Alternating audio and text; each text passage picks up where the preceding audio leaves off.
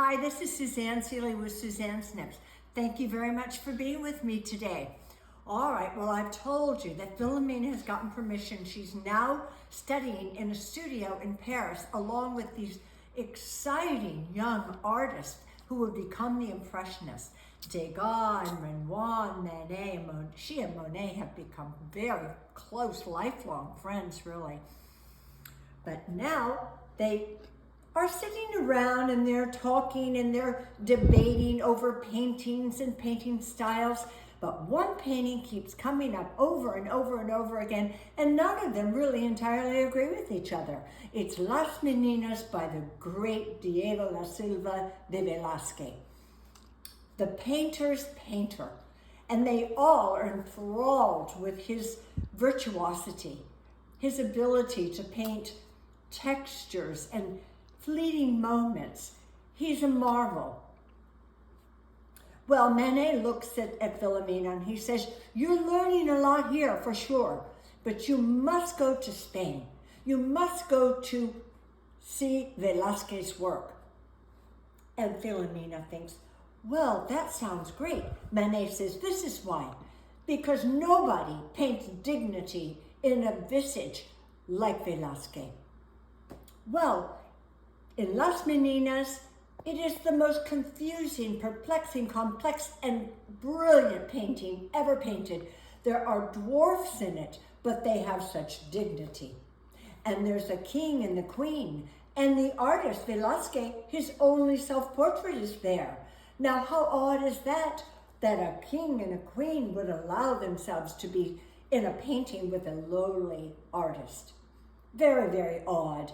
And then, of course, there's La Menina. La Menina is the daughter of the king and the queen.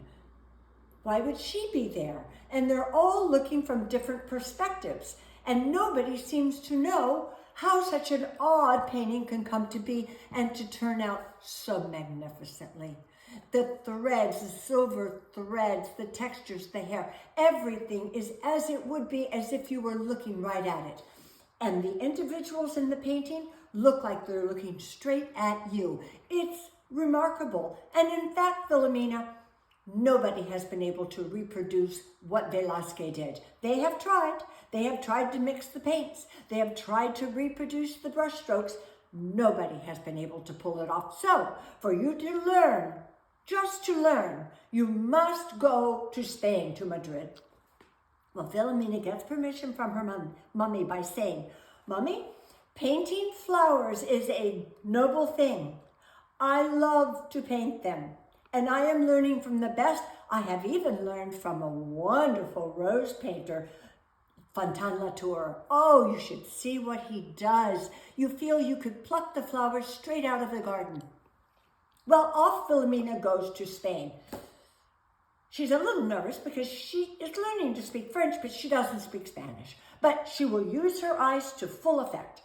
She's looking up at this magnificent painting, Las Meninas, and she finds that what Monet said is true. She knows that she could never reproduce it, and it is perplexing.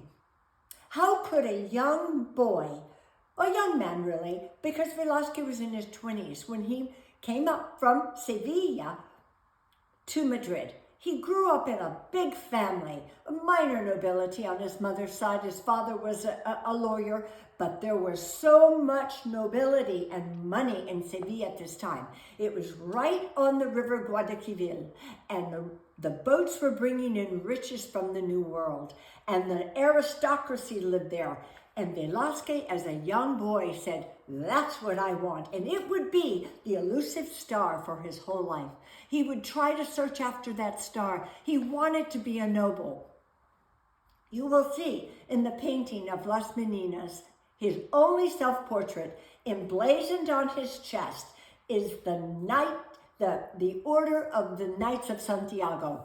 Finally, after 2 papal dispensations, and I'll tell you why, he is awarded this insignia of nobility, and he paints it very upfront and emblazoned in the painting. He's so proud of it, and the king allows him to do it. The reason it was so hard for Velazquez who became the only painter allowed to paint the noble family. The reason it was so difficult for him to become part of the nobility, there's something he wanted even more than art, was because he had a taint of Jewish blood, and he was afraid that they would discover it. So that's why he had to have the papal dispensation from Leo X, and he did get it, but only because he painted Leo X's magnificent portrait, which he loved. Well, the king, Felipe IV, the Habsburg king, fell in love with Velazquez, and it was a lifelong relationship. They did many, many wonderful things together. Velazquez painted over 30 royal portraits, and he also became one of the very first museum curators, if you might want to say, because he decided to organize paintings according to their genre. First time it had been done. So there are so many things to know about this. Filamina was learning all of these things, and she was excited, and she wanted to go home, and she wanted to paint more and more and more and more. And that's what happens. But in my book, Philibert and Filamina Plant a Garden, you'll see some of Filamina's paintings. These are her florals, but she will go on to paint many, many more things too.